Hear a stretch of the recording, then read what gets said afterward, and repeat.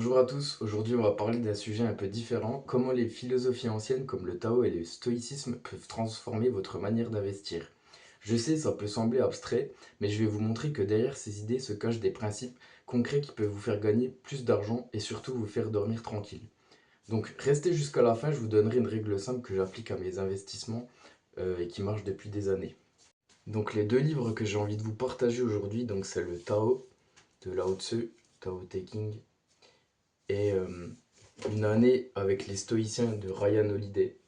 Donc ça c'est vraiment des livres que je trouve vraiment top pour faire de vous un meilleur investisseur et tout simplement une meilleure personne. Donc je vais commencer avec le Tao et l'investissement, donc partie 1. Donc Lao Tzu nous parle du Wu Wei qu'on peut traduire par agir sans forcer. Donc imaginez un fleuve, vous voulez essayer de nager contre le courant, mais si vous le faites, vous allez vous épuiser. Ou vous pouvez tout simplement vous laisser porter et avancer intelligemment. Donc en investissant, c'est exactement la même chose. On ne peut pas prédire le marché, mais on peut pas contrôler les crises et les cracks, mais on peut contrôler sa discipline, notre stratégie, notre patience et notre allocation. En fait, il faut faire la distinction de ce que l'on peut contrôler et pas contrôler. Et c'est ce qu'on retrouve dans le stoïcisme également. Par exemple, si vous achetez régulièrement un ETF ou des actions solides comme Air Liquide ou Hermès, vous laissez le marché faire son travail, vous n'êtes pas en lutte constante, vous suivez le flux, vous pratiquez le Tao.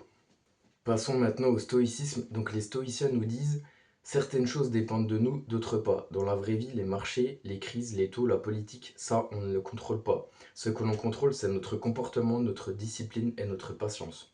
Donc quand le marché chute, le stoïcien ne panique pas, quand il monte, il ne s'euphorise pas. Il sait que le vrai pouvoir, c'est de garder son sang-froid et de continuer à investir régulièrement. Donc si on résume, le Tao nous apprend l'acceptation et le stoïcisme nous apprend le détachement émotionnel et l'investissement nous demande patience, discipline et vision long terme. On retrouve exactement les mêmes principes, donc accepter ce qu'on ne peut pas contrôler, se concentrer sur ce qu'on peut contrôler, penser long terme, ne pas chercher le coup parfait, être calme, patient et humble. Pour finir, voici la règle que j'applique tous les mois à mon portefeuille. Donc je fais ce qui est juste chaque mois et je laisse le temps faire le reste. Donc concrètement, je continue mon DCA sur les actions et ETF. Je ne regarde pas mon portefeuille tous les jours. Je ne cherche pas à prédire les mouvements du marché et je laisse le temps et les intérêts composés faire le travail. Donc si vous combinez la patience du Tao et la discipline du stoïcisme, vous ferez de vous des meilleurs investisseurs et vos performances financières vont certainement s'améliorer.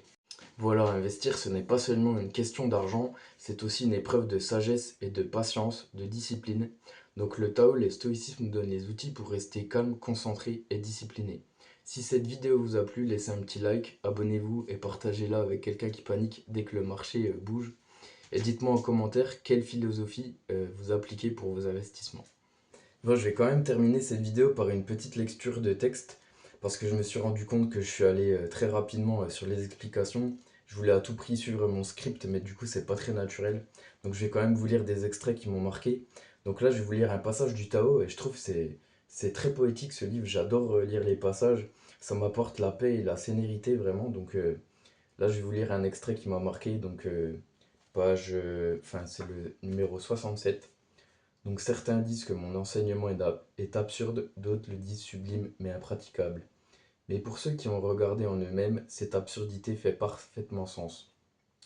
Et pour ceux qui le mettent en pratique, cette sublimité a des racines profondes. Je n'ai que trois choses à enseigner. La simplicité, la patience, la compassion. Toutes trois sont tes plus grands trésors. Simple en action et en pensée, tu retournes à la source de l'être. Patient avec tes ennemis comme avec tes amis, tu te mets en accord avec la réalité. Compatissant envers toi-même, tu réconcilies tous les êtres du monde. Je trouve que c'est des textes très bien écrits, et je trouve que c'est très puissant et ça résonne vraiment en tout ce que je crois dans ce monde. Franchement, c'est impressionnant, cette philosophie, j'adore. Donc voilà, je vous ai passé un petit extrait, mais il y a vraiment plein de passages qui sont très puissants, je trouve, qui vous, et qui vous apporteront certainement la paix et la sérénité. Et c'est vraiment ce dont on a besoin quand on investit en bourse parce que je sais qu'on utilise une partie de notre épargne et c'est très émotionnel. On est tous très attachés à notre épargne. Donc je trouve que c'est important de se reconnecter avec une spiritualité, une philosophie qui nous apporte la paix et la sérénité. Donc voilà, pour ce passage pour le Tao.